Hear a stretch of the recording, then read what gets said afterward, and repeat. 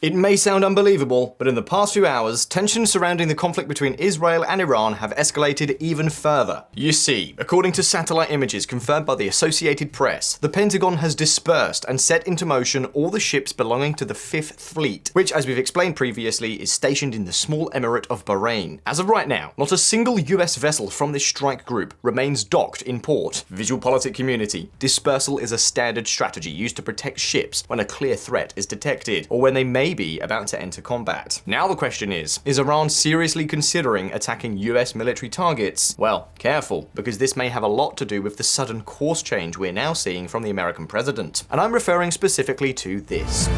Trump calls for Iran's unconditional surrender as Israel-Iran air war rages on. In the meantime, of course, Israel continues doing what it's been doing, relentlessly striking new targets inside Iran. But now, they've started doing something else too, putting pressure on Washington to join their campaign and help them complete the mission they've set for themselves. Which has led us here on VisualPolitik to ask a few key questions. Why is Trump suddenly making a 180-degree turn, even going up against many of the most powerful factions within MAGA? Is US military intervention actually a real possibility, and what on earth is going on? Well, that's exactly what we're going to dive into next. Let's get started. Once again, day after day and night after night, Israel continues striking hard at targets inside Iran. IDF fighter jets are now flying over Iranian skies with complete impunity. For example, in recent hours, they've targeted numerous weapons production plants, especially missile factories. And of course, they've also continued bombing nuclear facilities. Israel remains laser focused on achieving its objectives. And what exactly are those objectives? Essentially, they boil down to three key goals.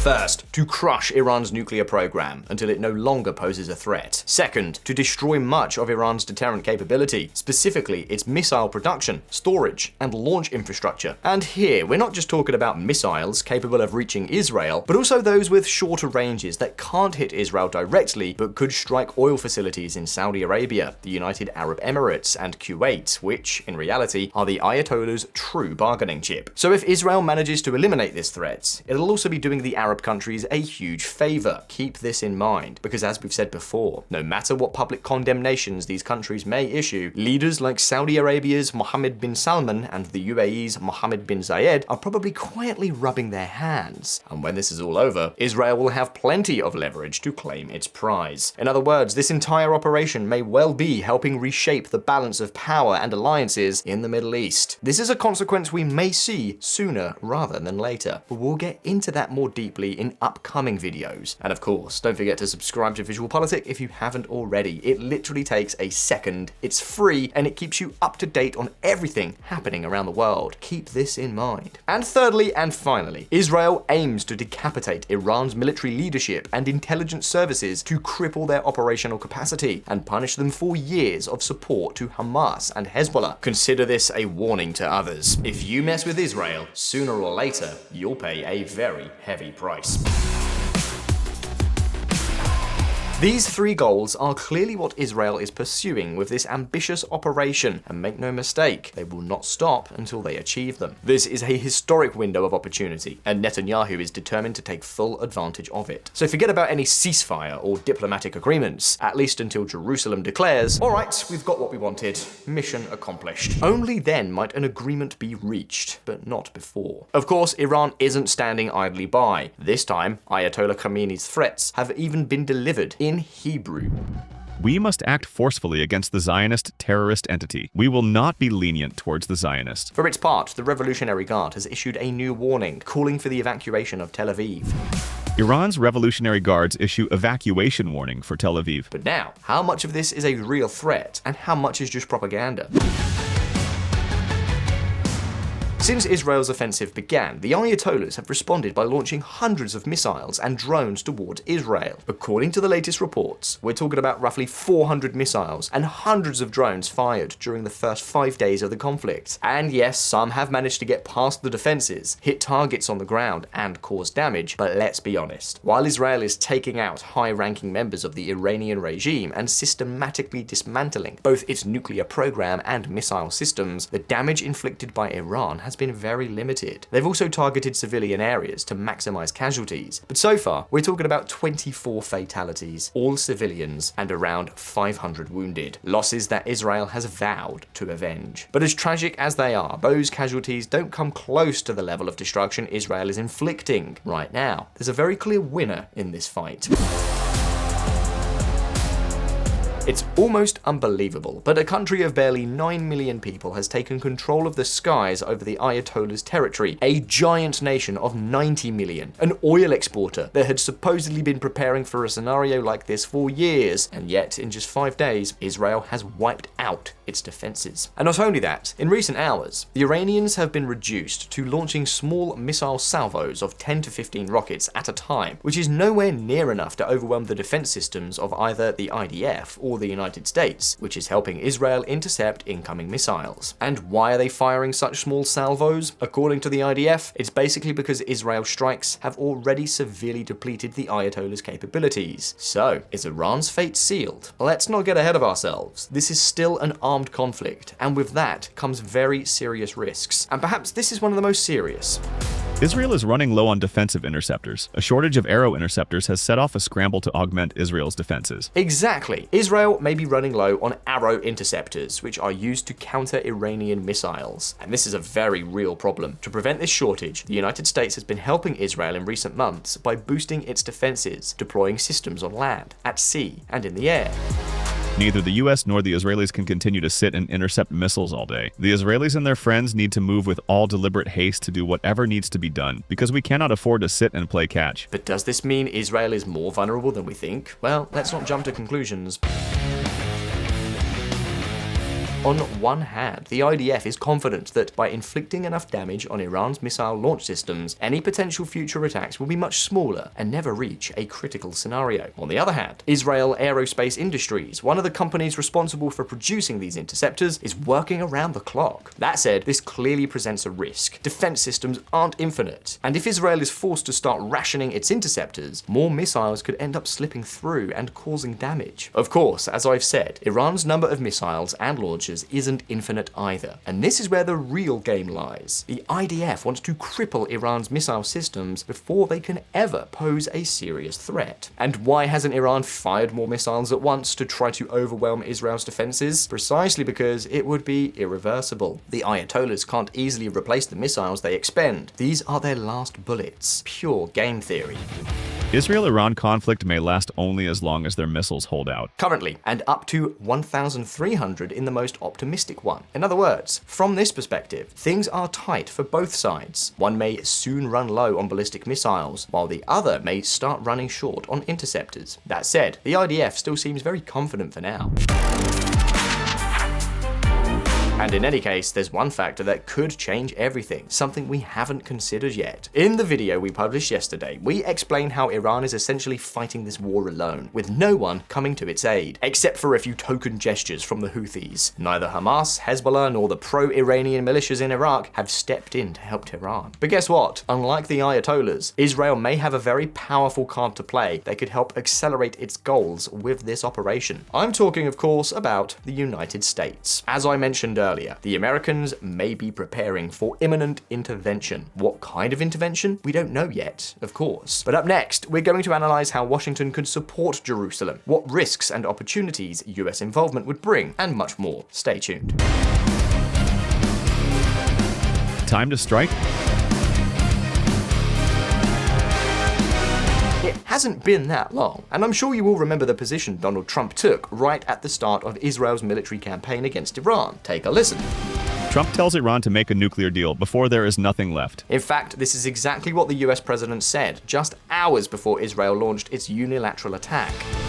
We remain committed to a diplomatic resolution to the Iran nuclear issue. However, recent developments, and above all, the tremendous success of Israel's campaign, have led the US president to make an abrupt shift in his position, to the point of saying things like this. We now have complete and total control of the skies over Iran. As you can see, he's even speaking in the first person when referring to the elimination of Iran's air defenses, something that, let's be honest, has been entirely Israel's achievement. But clearly, this shift in stance isn't just a change of opinion, it's Trump being forced to face reality. There's no turning back on Israel's operation. The idea of reaching a diplomatic deal with Tehran is water under the bridge.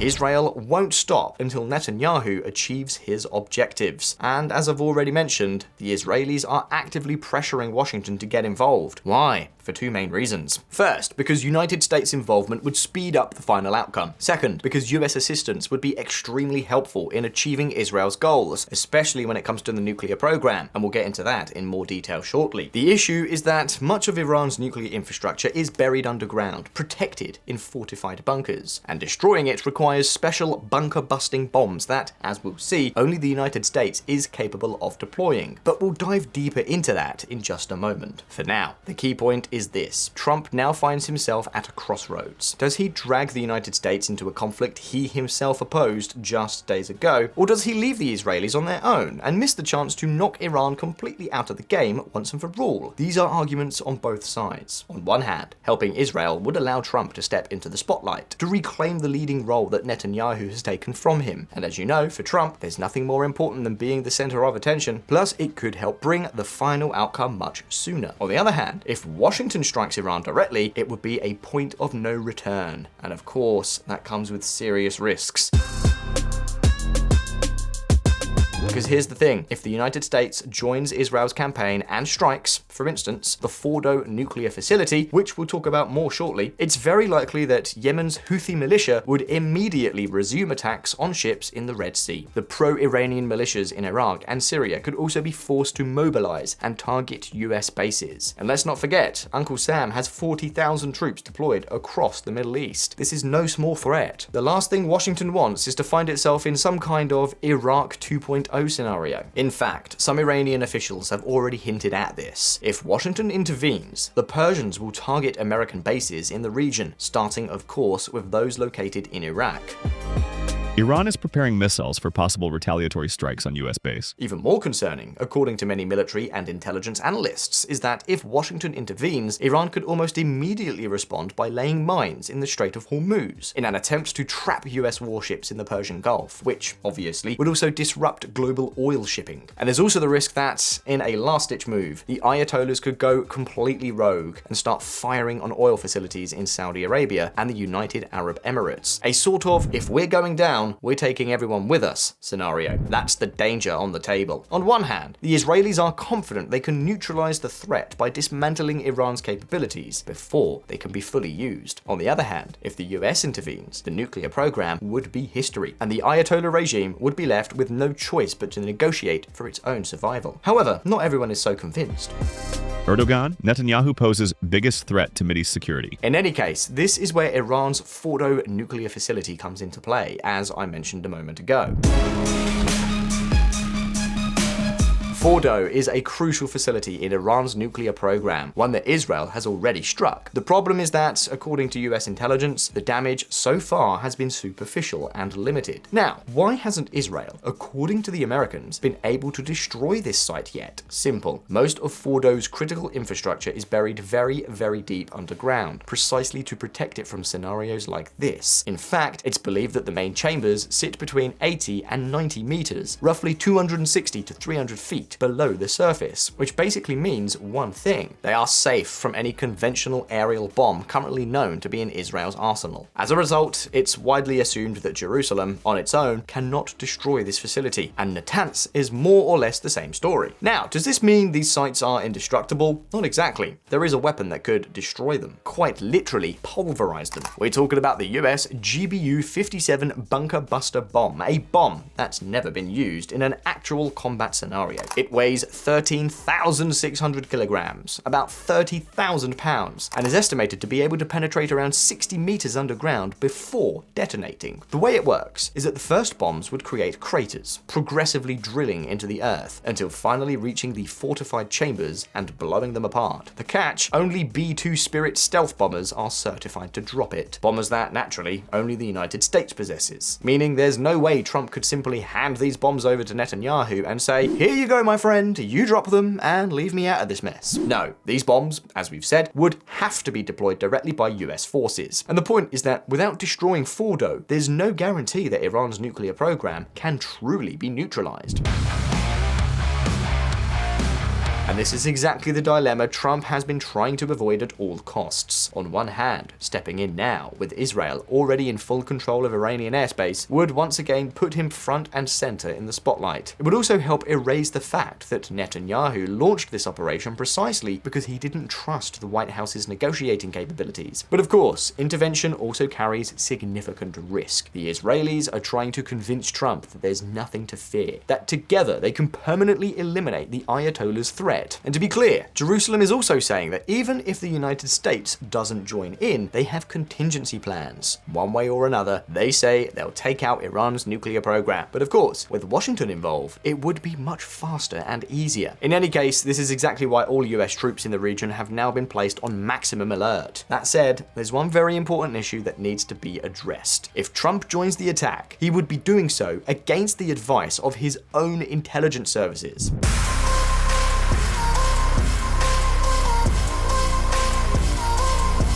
Let me explain. According to Israel, Iran was just months away from building its first nuclear bombs. However, US intelligence was not convinced that the Ayatollahs were actually that close to achieving it. Israel built its case for war with Iran on new intelligence. The US didn't buy it. Not only was Iran not actively pursuing a nuclear weapon, it was also up to 3 years away from being able to produce and deliver one to a target of its choosing, according to 4 people familiar with the assessment. This may also help explain Trump's initial reluctance to join the operation. Netanyahu moved ahead without getting a green light from his ally, and now the Americans are increasingly being forced to finish what Bibi started. Netanyahu saw the perfect moment and seized it before Trump could strike any deal with Iran, and that's exactly why this conflict won't end until Israel fully achieves its objectives 100%. For them, this is a historic window of opportunity. But now, the questions are for you. Do you think the United States should intervene, at least to help destroy Iran's key nuclear facilities? How do you think Tehran would react if that happens? Would they dare strike US bases or oil fields in Saudi Arabia and the United Arab Emirates? As always, leave your opinions down below in the comments and let's start the debate. And of course, if you enjoyed this video, don't forget to hit that like button and subscribe to VisualPolitik if you haven't already done so. It's free and it really helps us out a ton. As always, thank you so much for watching. Take care and I will see you next time.